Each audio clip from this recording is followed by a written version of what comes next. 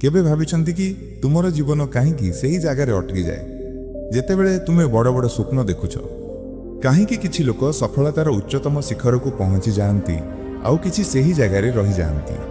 प्रकृत में भाग्य किंवा परिस्थिति रे भेद नुहे, भेद हेउछि सही समय जेतेबेले तुमे खाली बसी रहुछ। खाली मन केवल तुमको अलसुआ करे नाही, तुमर स्वप्न और आत्मविश्वास को मध्य धीरे धीरे नष्ट कर दिए। एही कहानी रे रोहन नामक जने साधारण बालक जी एक छोटिया गाँव रे रहुथिला। तार स्वप्न थिला बड़ मनीष हेबा, किंतु ता पाखरे ना टंका थिला ना कौनसी विशेष सुविधा। रोहन एक छोटिया गाँव रे रहुथिला। तार माता पिता कृषक थिले जी दिन राति कष्ट करी परिवार रो पालन पोषण करुथिले। किंतु रोहन को कष्ट करने को भल लागु नथिला। ताकू स्वप्न देखिबा भल लागुथिला, धनी हेबा बड़ मनीष हेबा, किंतु से केबे किछि चेष्टा करुनथिला। एक दिन तार बापा जाई देखले जे रोहन गछ तले सोई आकाश को अनाई रहिछि। रागरे बापा कहिले, रोहन तू सारा दिन खाली काहींकी बसी रहुछु, जीवन रे किछि हेबाकु हेले उठ किछि कर। रोहन न हसी उत्तर देला, बापा सबु भाग्यर खेल, भाग्य बदलिले सबु निजे होई जीवो।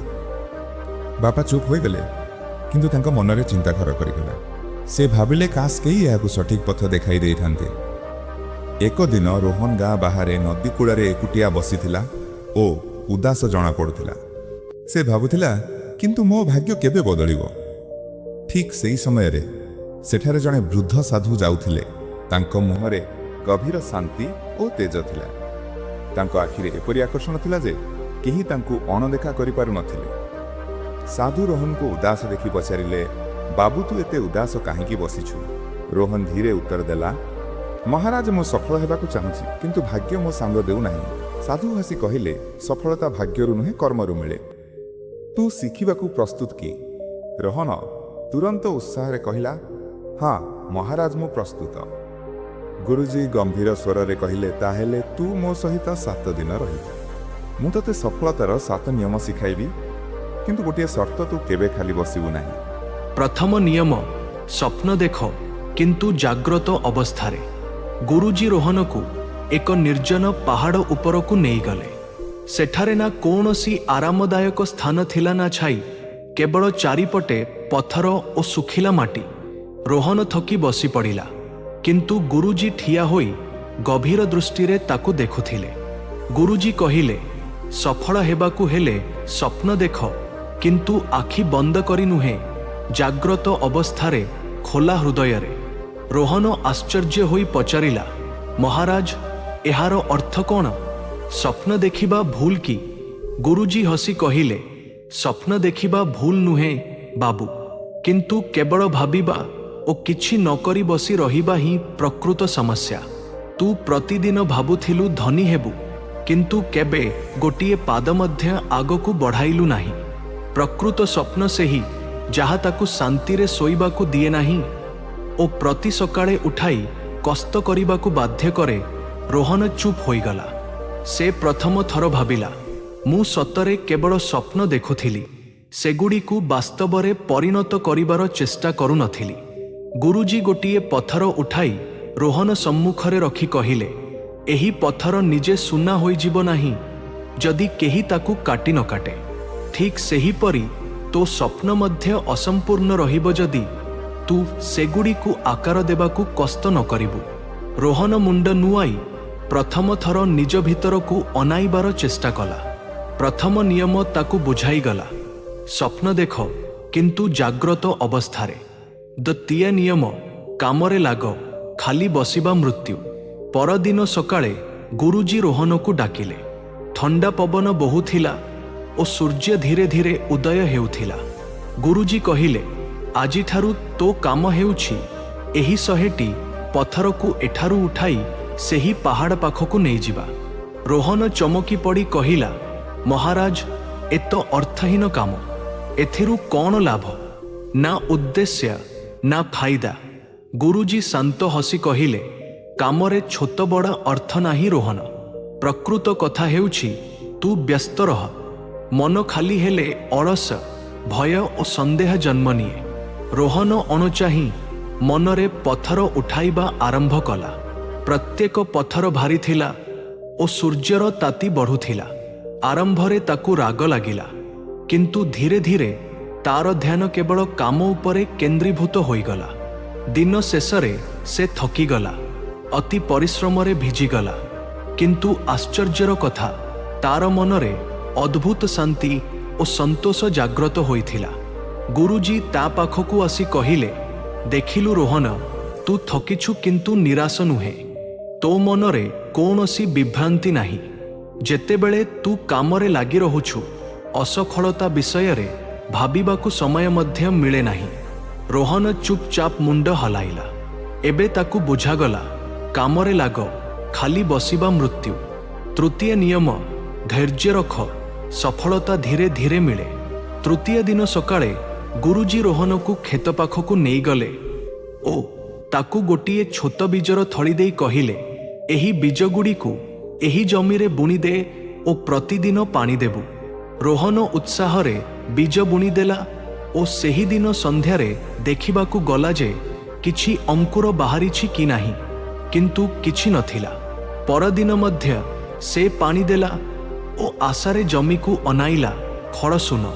ତୃତୀୟ ଦିନ ରୋହନ ବିରକ୍ତ ହୋଇ ଗୁରୁଜୀଙ୍କୁ ରାଗରେ କହିଲା, ମହାରାଜ, ମୁଁ 2 ଦିନ ଧରି କଷ୍ଟ କଲି, କିନ୍ତୁ କିଛି ହେଲା ନାହିଁ।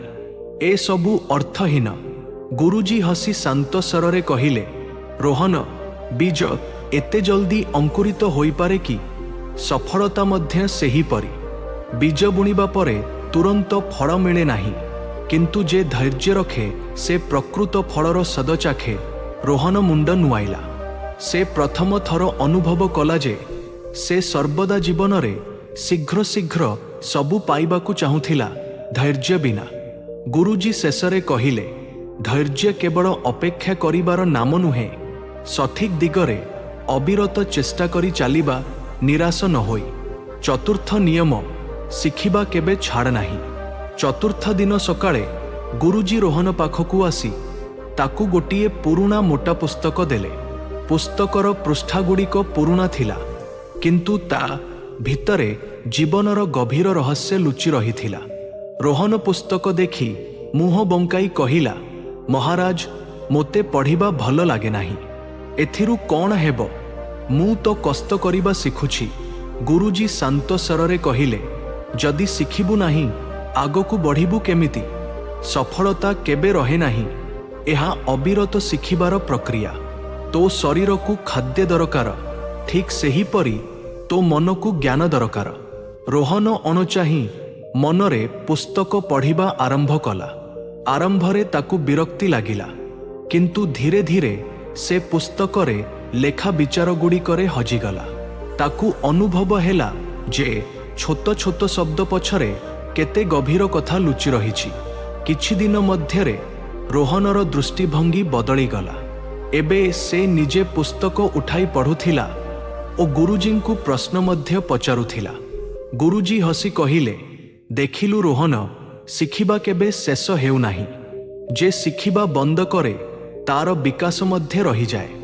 ଜୀବନର ପ୍ରତ୍ୟେକ ଅନୁଭବ, ପ୍ରତ୍ୟେକ ବ୍ୟକ୍ତି ଓ ପ୍ରତ୍ୟେକ ପରିସ୍ଥିତିରୁ କିଛି ନା କିଛି ଶିଖିବାକୁ ମିଳେ। ପଞ୍ଚମ ନିୟମ, ଅସଫଳ ତାରୁ ଡର ନାହିଁ, ଶିଖ। ପଞ୍ଚମ ଦିନ ଗୁରୁଜୀ ରୋହନକୁ ଏକ ଉଚ୍ଚ ଗଛ ପାଖକୁ ନେଇଗଲେ ଓ କହିଲେ, ରୋହନ, ଏହି ଗଛ ଉପରକୁ ଚଢ଼ା। ରୋହନ ଉତ୍ସାହରେ ଚେଷ୍ଟା କଲା, କିନ୍ତୁ ଅଳ୍ପ ସମୟ ମଧ୍ୟରେ ତାର ପାଦ ଖସି ତଳେ ପଡ଼ିଗଲା। ରାଗରେ ରୋହନ କହିଲା, ଏ ଗଛଟା ଅର୍ଥହୀନ।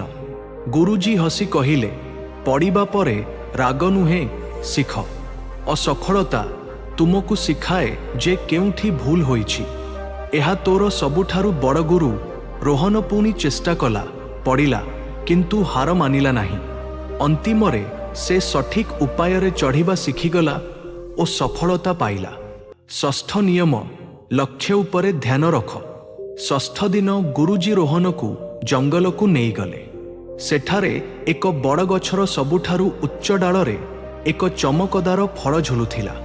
ଗୁରୁଜୀ ରୋହନକୁ ଧନୁ ଓ ତୀର ଦେଇ କହିଲେ, ଏହି ଫଳକୁ ନିଶାନା କରି ତୀର ଚଳା। ରୋହନ ତୀର ସାଧିଲା, କିନ୍ତୁ ଯେତେବେଳେ ନିଶାନା ଲଗାଇଲା, ତାର ଧ୍ୟାନ ଚାରିପାଖର ଗଛ, ପବନର ଶବ୍ଦ ଓ ନିଜର ଭୟ ଉପରେ ଚାଲିଗଲା। ଫଳରେ ତୀର ବିଫଳ ହେଲା। ଗୁରୁଜୀ ହସି କହିଲେ, ରୋହନ, ଯେତେବେଳେ ତୋ ଧ୍ୟାନ ଫଳ ଉପରେ ନୁହେଁ ବରଂ ଭୟ, ଅସଫଳତା ଓ ଚାରିପାଖ ଉପରେ ରହେ, ତୁ ବିଫଳ ହେବୁ। ରୋହନ ଗଭୀର ନିଶ୍ୱାସ ନେଇ ଆଖି ବନ୍ଦ କଲା, ମନକୁ ଶାନ୍ତ କଲା ଓ କେବଳ ସେହି ଫଳ ଉପରେ ଧ୍ୟାନ କେନ୍ଦ୍ରୀଭୂତ କଲା। ଏଥର ତୀର ସିଧା ନିଶାନାରେ ଲାଗିଲା। ଗୁରୁଜୀ କହିଲେ, ଦେଖିଲୁ, ଯେତେବେଳେ ଧ୍ୟାନ ପୂରାପୂରି ଲକ୍ଷ୍ୟ ଉପରେ ରହେ ସେତେବେଳେ ସଫଳତା ମିଳେ। ସପ୍ତମ ନିୟମ, କେବେ ରହ ନାହିଁ। ଅନ୍ତିମ ଦିନ ଗୁରୁଜୀ ରୋହନକୁ ଡାକି କହିଲେ, ଏବେ ତୁ ଫେରିଯା। ରୋହନ ଅଳ୍ପ ଆଶ୍ଚର୍ଯ୍ୟ ହୋଇ କହିଲା, କିନ୍ତୁ ମହାରାଜ, ମୁଁ ଏବେ ସଫଳ ହୋଇଯିବି କି? ଗୁରୁଜୀ ହସି କହିଲେ, ସଫଳତା କୌଣସି ଗନ୍ତବ୍ୟସ୍ଥଳ ନୁହେଁ ରୋହନ, ଏହା ଏକ ଯାତ୍ରା। ଲୋକେ ଭାବନ୍ତି ଗୋଟିଏ ଥର ସଫଳ ହେଲେ ସବୁ ହାସଲ ହୋଇଗଲା, କିନ୍ତୁ ପ୍ରକୃତ ସଫଳତା ସେହି ବ୍ୟକ୍ତିର ଯେ କେବେ ରହେ ନାହିଁ। ରୋହନ ଗୁରୁଜୀଙ୍କୁ ପଚାରିଲା, ଗୁରୁଦେବ, ଆପଣ ମୋତେ ସଫଳତାର 7 ନିୟମ ଶିଖାଇଲେ, କିନ୍ତୁ କେବେ କି ଏପରି ହୁଏ ଯେ ମଣିଷ ସବୁ କରେ ତଥାପି ସଫଳ ହୋଇପାରେ ନାହିଁ? ଗୁରୁଜୀ ହସି କହିଲେ, ନିଶ୍ଚୟ ହୁଏ ରୋହନ, କିନ୍ତୁ ସେହି ମୁହୂର୍ତ୍ତରେ ଲୋକେ ହାର ମାନି ନିଅନ୍ତି, ଅଥଚ ପ୍ରକୃତ ସଫଳତା ଗୋଟିଏ ପାଦ ଦୂରରେ ଥାଏ। ମୁଁ ତୋତେ ଗୋଟିଏ ସାଧାରଣ ପଥର ଭାଙ୍ଗୁଆ ମଜୁରିଆର କାହାଣୀ କହୁଛି। ବହୁତ ପୁରୁଣା କଥା। ଜଣେ ଗରିବ ମଜୁରିଆ, ତାର ନାଁ ରଘୁ। ସେ ବଡ଼ ବଡ଼ ପଥର ଭାଙ୍ଗୁଥିଲା। ସେ ସକାଳୁ ସନ୍ଧ୍ୟା ପର୍ଯ୍ୟନ୍ତ ଭାରି ହାତୁଡ଼ିରେ ପଥର ଉପରେ ଆଘାତ କରୁଥିଲା, କିନ୍ତୁ ଅନେକ ଥର ପଥର ତସ ନହସ ହେଉନଥିଲା। ରଘୁ ଦିନସାରା କଷ୍ଟ କରୁଥିଲା, କିନ୍ତୁ ଥକି ହାରି ଖାଲି ହାତରେ ଫେରୁଥିଲା। ତଥାପି ସେ ହାର ମାନି ନଥିଲା। ତାର ନିୟମ ଥିଲା ପ୍ରତିଦିନ ଯେ କୌଣସି ହାଲତରେ ଚେଷ୍ଟା କରିବା। ଏକ ଦିନ ରଘୁକୁ ଏକ ବହୁତ ବଡ଼ ପଥର ମିଳିଲା। ସେ ହାତୁଡ଼ି ଉଠାଇ ପୂରା ଶକ୍ତିରେ ପ୍ରଥମ ଆଘାତ କଲା। ପଥରରେ ହାଲୁକା ଆଞ୍ଚଡ଼ ପଡ଼ିଲା। ଦ୍ୱିତୀୟ ଆଘାତ, ଅଳ୍ପ ଅଧିକ ପ୍ରଭାବ। ତୃତୀୟ, ଚତୁର୍ଥ, ପଞ୍ଚମ। ସେ ଅବିରତ ଆଘାତ କରି ଚାଲିଲା। ରଘୁ 99 ଥର ଜୋରରେ ଆଘାତ କଲା, କିନ୍ତୁ ପଥର ଭାଙ୍ଗିଲା ନାହିଁ। ତାର ଶରୀରରୁ ଝଡ଼ ବହୁଥିଲା, ହାତ କମ୍ପୁଥିଲା, କିନ୍ତୁ ସେ ଭାବିଲା, ଯଦି ଏବେ ରହିଗଲି 99 ଥର ବୃଥା ହୋଇଯିବ। ସେ 100ତମ ଆଘାତ କଲା ଓ ସେହି ଆଘାତ ପଥରକୁ ମଝିରୁ ଫଟେଇ ଦେଲା। ଲୋକେ ଦେଖି ଆଶ୍ଚର୍ଯ୍ୟ ହୋଇ ପଚାରିଲେ, କ'ଣ ଗୋଟିଏ ଆଘାତରେ ପଥର ଭାଙ୍ଗିଗଲା? ରଘୁ ହସି କହିଲା, ନାହିଁ, ଏ ଗୋଟିଏ ଆଘାତ ନୁହେଁ, ଏ ସେହି 99 ଆଘାତର ଫଳ ଯାହା ମୁଁ ଅବିରତ କରିଥିଲି। ଗାଁକୁ ଫେରିବା ପରେ ରୋହନ ପୂରାପୂରି ବଦଳି ଯାଇଥିଲା। ଏବେ ସେ ସକାଳେ ଶୀଘ୍ର ଉଠୁଥିଲା, କଷ୍ଟ କରୁଥିଲା, ଧୈର୍ଯ୍ୟ ରଖୁଥିଲା, ଶିଖୁଥିଲା ଓ କେବେ ଖାଲି ବସୁନଥିଲା। କିଛି ବର୍ଷ ମଧ୍ୟରେ ସେ ନିଜ ଗାଁର ସବୁଠାରୁ ସଫଳ ବ୍ୟକ୍ତି ହୋଇଗଲା, କିନ୍ତୁ ସେ କେବେ ରହିବା ଶିଖିନଥିଲା। ଲୋକେ ପଚାରନ୍ତି, ତୁମର ସଫଳତାର ରହସ୍ୟ କ'ଣ? ରୋହନ କେବଳ ହସି କହେ, କେବେ ଖାଲି ବସ ନାହିଁ। ଯେତେବେଳେ ଜୀବନ ଅଛି ସେତେବେଳେ ପର୍ଯ୍ୟନ୍ତ କର୍ମ ଅଛି। ଯେତେବେଳେ କର୍ମ ଅଛି ସେତେବେଳେ ସଫଳତା ସର୍ବଦା ତୁମ ସାଙ୍ଗରେ ରହେ। ଆପଣମାନେ ଏହିପରି କାହାଣୀ ଶୁଣିବା ପାଇଁ ଆର୍କେ ଓଡ଼ିଆ ଷ୍ଟୋରି ଚ୍ୟାନେଲକୁ ସବସ୍କ୍ରାଇବ୍ କରନ୍ତୁ। ଧନ୍ୟବାଦ।